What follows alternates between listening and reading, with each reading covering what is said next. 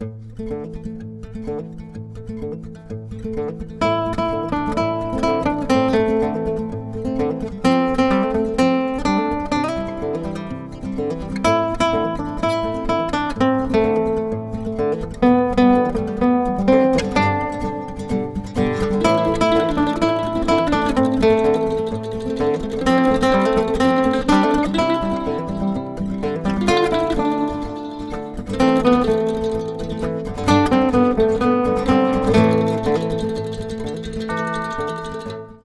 morning, all the listeners. We are here again to discuss the episode of Mahabharata with Pragjyotika, and today we will continue from where we actually left in our last episode. So, she was discussing about some interesting incidents occurred during the Kurukshetra war. So, let's hand over it to Pragjyotika, and she will tell us some more stories. So in the last episode, we talked till day 15 where Dronacharya dies. So we'll continue from day 16. And in day 16, after Dronacharya died, he was the Senapati. He was the Senapati. So when he died, Karna was appointed as Senapati by Duryodhan, and he fought in the battle. And he was very close to killing Yudhishthir and also Nakul, Sahadev, and Bhim, but he didn't kill them because he had promised to Kunti before that he 5 of her sons will remain alive, and in the 5 it will be either him or Arjun. So 5 of her sons will remain alive. So he didn't kill Yudhishthir, Bhim, and Nakul and Sahadev, and he saved them all.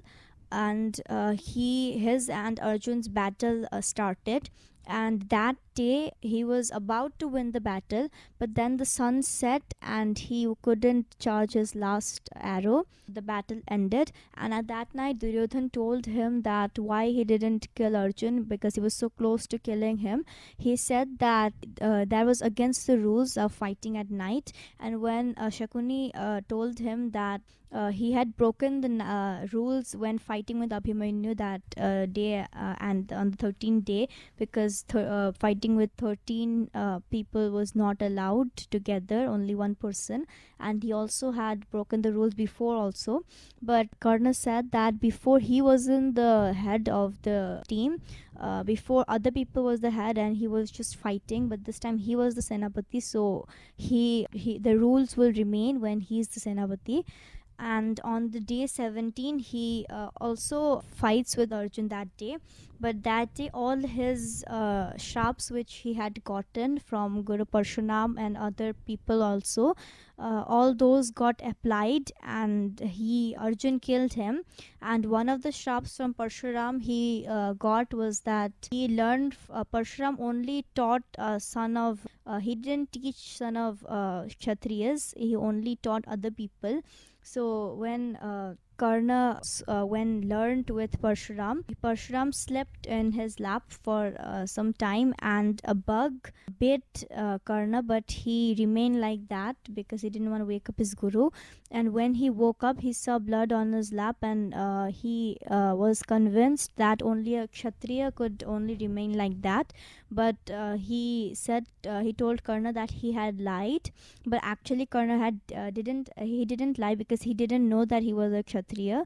And he got a sharp from his guru that only on his most important battle of his life he would forget all the learnings he learned from his teacher. So that time when Arjun summons a Divyastra, Karna couldn't summon a Divyastra because that sharp occurred, and his Rath's wheel also gets crushed on the ground, because he got another sharp from a Brahmin when he was practicing. Karna was practicing archery. He hit one of the Brahmin's cows, and the cow died. So he also got a sharp from a Brahmin that whenever he was doing the most important battle of his life, his his Rath's wheel also will get on the ground, just like how his cow died by falling on the ground. So all those got applied, all the sharps got applied, and when Karna got down to lift his wheel from the ground, up from the ground, Arjun shot him, and that was also not allowed because Arjun was on a rath and Karna wasn't on a rath, and he wasn't also having any weapons. But Krishna reminded him that Karna had also killed his son without applying the rules, so he was also allowed to kill him, and Karna was dead that time. And when Shalya was his Sarathi, so when Shalya goes back to Duryodhan to let him know that Karna died, Karna was Duryodhan's best friend. He didn't ever plan a life without him, so he didn't fight for the rest of the day that day, and he appointed Shalya as Senapati. So when he did, Shalya went back to fight, and he was killed by Yudhishthir that. And on day 18, Shakuni was killed by Sahdev, and the last only their army was all gone, and only Kripacharya, Aswasthama, Duryodhan, and one of his Kritvarma was also alive. Only they were alive, and all his armies were gone. And since Duryodhan was very sad about Karna's death, he went below a pond and he started closed his eyes and sat down there for a long time. And when Pandavas got down there for the battle, they couldn't find the Kauravas army, and Yudhishthir and Krishna told the other people that Duryodhan would never run away from a battle because he wasn't a coward. And when one of the people there informed Yudhishthir that they last saw Duryodhan go down a pond, they went to the pond and they yelled for Duryodhan to come out, and at last he did. And he said that he didn't want to be a king anymore because he didn't want the throne, because he only wanted to rule with his friends and his brother, because Dushasana he also died on day 17. He was also killed by Bhim, so he only wanted to rule with them, and since they were not there at the moment because they died, he didn't want the throne anymore, but still he wouldn't quit. So Yudhishthir told Sahadev to bring all his armors and stuff, and when he wore them, Yudhishthir promised him that if he fights any one of the Pandavas, then he would win the battle and he wouldn't have to fight all of them.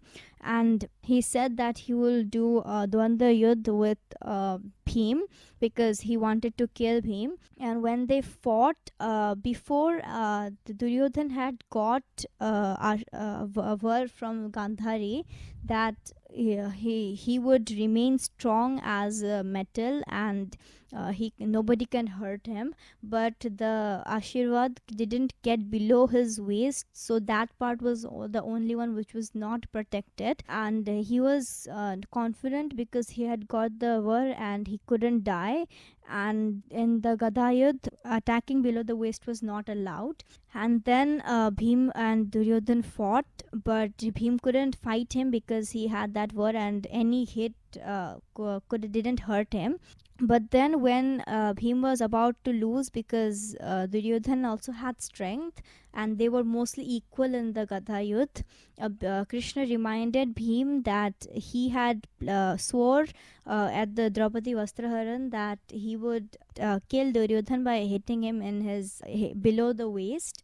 And when Krishna reminded him, and Bhim also went against the rules, and Duryodhan was laid on the ground, but Yudhishthir didn't allow him to kill Duryodhan because he was also the prince and he couldn't kill him, and they left him there. And Kripacharya, Aswasthama, Kritvarma, they went there, and the Pandavas agreed that they won. And the Pandavas went to the Kaurav Shivir, and Kripacharya and Aswasthama went to Duryodhan. And at last Duryodhan told Ashwasthama that he was the head, and but that was not allowed because Duryodhan was weak, and if Duryodhan lost, then the whole team lost.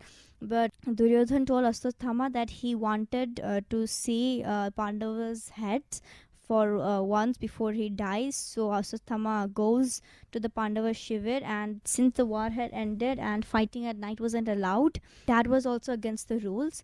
But he hears one of the gods say that the Pandavas were in, like, the five brothers were in one room, but actually they were talking about the Pandavas' sons, their five sons, Draupadi's sons, and they weren't talking about the Pandavas. But at night he couldn't recognize who was who, and he killed Draupadi's five sons.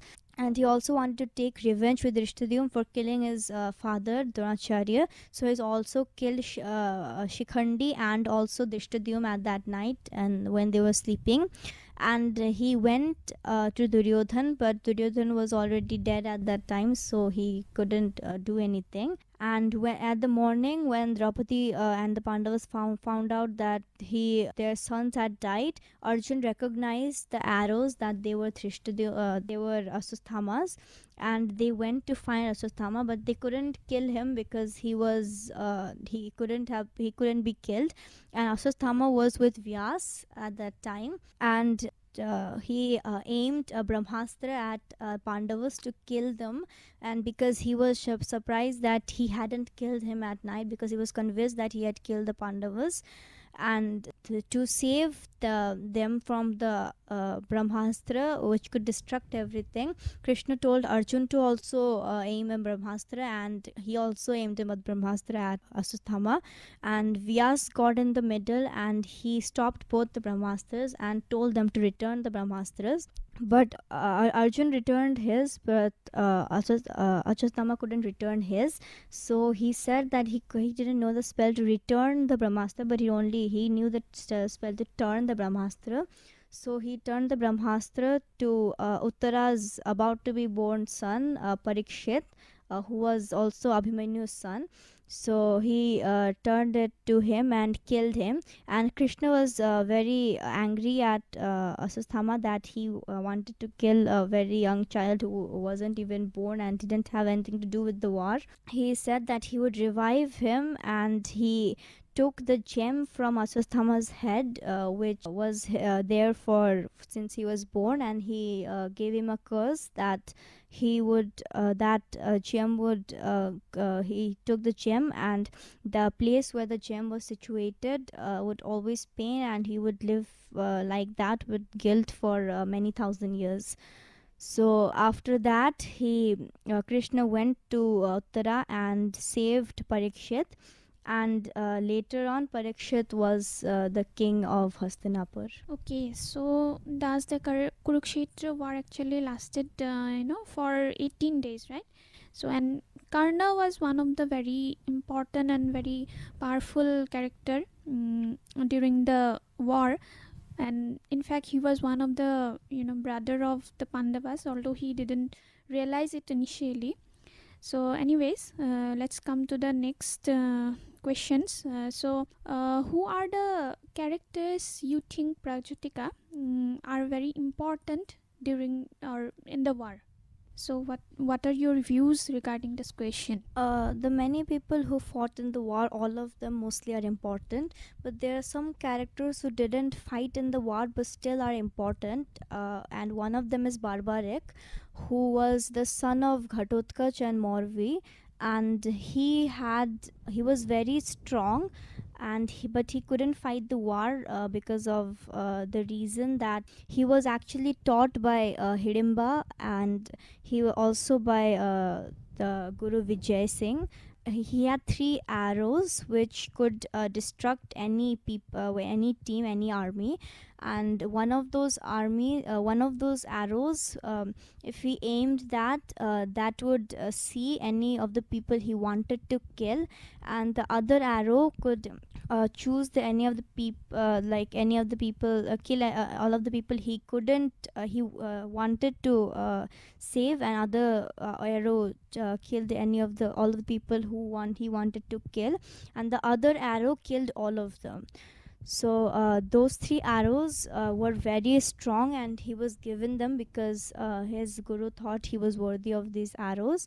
But then he had also swore to his guru that he would only fight in the team in the army of who was weak. And when he told the Pandavas that, Krishna said that if he promised that he would fight in the team of the weak, then if he fights at the Pandavas team, then the Kauravas would get weak, and then he would fight at the Kauravas team and the Pandavas would get weak. So then everybody will die because he had to fight at the team of the weak. But then again, he had to fight because he was one of the part of the family. So what Krishna did was that he had to kill Barbaric. But then Barbaric said that he wanted to see the battle. So what he did was that Barbaric cut off his own head and gave it to Krishna, and he placed it on top of a mountain just beside the battlefield, and he saw the whole battle by his head on that mountain, from that mountain. And when people at last went to ask him who was the most important person in the whole battle, he said that in all the people, Krishna was the most important person in the whole battle, because everywhere all the arrows and all the persons killed, he had the thing to do with all the kills and all the people, and he was the most important person in the battle. And another person who wasn't in the battle was Karna's son Vrishketu, who didn't fight and survived because he was young, and he was too young to participate in the battle, so he survived. And all other Karna's sons were dead in the battle. And when Arjun knew at the end that Karna was his brother, he brought Vrishketu to stay with them, and he wanted to make him the next king. But he said that since Karna had never been the king and wasn't actually known as the Pandavas' brother, he couldn't also take the place of the king. So at the end, as I said before, Parikshit was the king, because Pandavas didn't have any more children of theirs, because Abhimanyu and Draupadi's sons also died. So Parikshit was the only son of Abhimanyu that was there to take place in the throne. And there's another character who also didn't participate in the war, and that's Babruvahan, who was the son of Arjun and Chitrangada. Chitrangada was the daughter of the king of Manipur, and Babruvahan also didn't know who his father was, Arjun, that his father was Arjun. And when they went on the Ashwamedh Yagya after the war, at that time they went to Manipur, and when they slept at night, Babruvahan found out and killed Vrishketu, and they were very sad. And Arjun also wanted to find the person who killed him, and Arjun also didn't recognize that Babruvahan was his son, and they fought because he killed Vrishketu.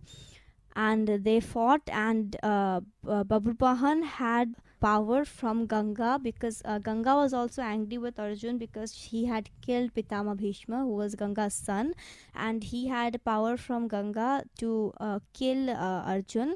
And he killed Arjun, and also because Chitrangada, he had promised Chitrangada, his mother, that he would be stronger than Arjun. So when he killed Arjun, he didn't know that Arjun was his father.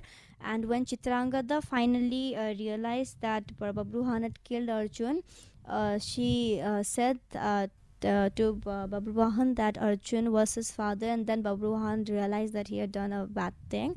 And then they called on to Ulupi, who was also one of Arjun's wives, and she was from the Nagvangshi, and she revived Arjun at that time, so after Arjun was dead. And Krishna revived Vrishketu after Babruvahan killed him. And those are some of the many important characters. And also one of Ghatotkacha's sons, Barbaric, was one of them, and also one of them was Meghavarna. And Vrishketu and Meghavarna were many good friends, and there are many incidents after the war about the Ashwamedh Yagya also. Okay, so this was all about the war, and now tell us, what happened after the Kurukshetra war? What was the scene after the war? can you tell us something about that? So after the war, Dhritarashtra was in Hastinapur, and he listened through the whole war through Sanjay, who had gained a boon from Vyas that he could see the whole war, and he narrated the war to Dhritarashtra. And Dhritarashtra was very angry with Bhim that he had killed most of his sons, all of his sons, and also Duryodhan, who was his favorite son. And when they returned back to Hastinapur, Dhritarashtra acted like he was very happy to meet with them, and he also had a power that he could use, that when he hugs somebody he could crush him, but that was only a one time use power. So Krishna knew that, but none of the other Pandavas knew that. So when Bhim, he wanted to kill Bhim. So when Bhim went to hug Dhritarashtra, Krishna said that he should use.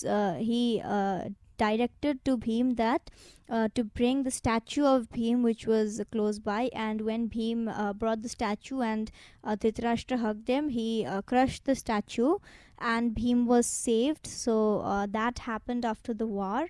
And the only survivors of the war were the Pandavas, Yudhishthir, Bhim, Arjun, Nakul, and Sahadev, and Kripacharya, who also taught Parikshit after he was like a bit old to learn to how to fight. He also was taught Parikshit.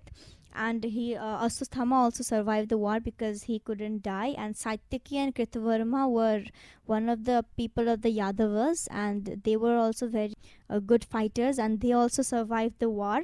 And Yudsu survived the war because he had changed his team at the starting of the war, so the Pandavas didn't have to kill him, and the Kauravas also couldn't kill him. And Rishiketu also survived because he didn't participate in the war because he was too young to participate, and Krishna survived. So Yudhishthir ruled for 36 years after the war, and after Dhritarashtra's reign. And Dhritarashtra, Gandhari, and Kunti went to the Van for their last times. And Yudhishthir ruled for 36 years, and after that he thought it would be good to go to heaven from trekking in a mountain. And when they did that, Parikshit was the king of Hastinapur. So, Pragjyotika, now can you relate the story of Mahabharata with Assam? Or, do you see any connection of Mahabharata with Assam? So, can you tell us something about about this? Before the war and stuff, Narakasur was one of the rulers of Kamrup, and when he ruled, he had stole Lord Varun's umbrellas and Goddess Aditi's earrings. So Krishna was sent to kill Narakasur, who ruled Kamrup, and they fought in the battle, and Krishna killed Narakasur, and his Senapati Mora was his Senapati, and his his daughter was Morvi. So after Narakasur ruled in the Kamrup, and after he died, Morvi was the queen of Assam, that is Kamrup at that time, and she ruled the land. And later she marries Ghatotkach, and they have, as I already said, they have 3 children: Barbarik, Meghavarna, and Anjara Parvan. So, now with this, now we have almost come to the end of the discussion. So, it has really been a very vibrant discussion about the epic Mahabharata, and from this discussion we can say that she has really a very good knowledge about the story of Mahabharata. So thank you once again, Pragjyotika, for giving us your time, and I believe this will immensely benefit the listeners, the students who are listening to this program. So thank you once again. We'll meet in the next episode. See you next time.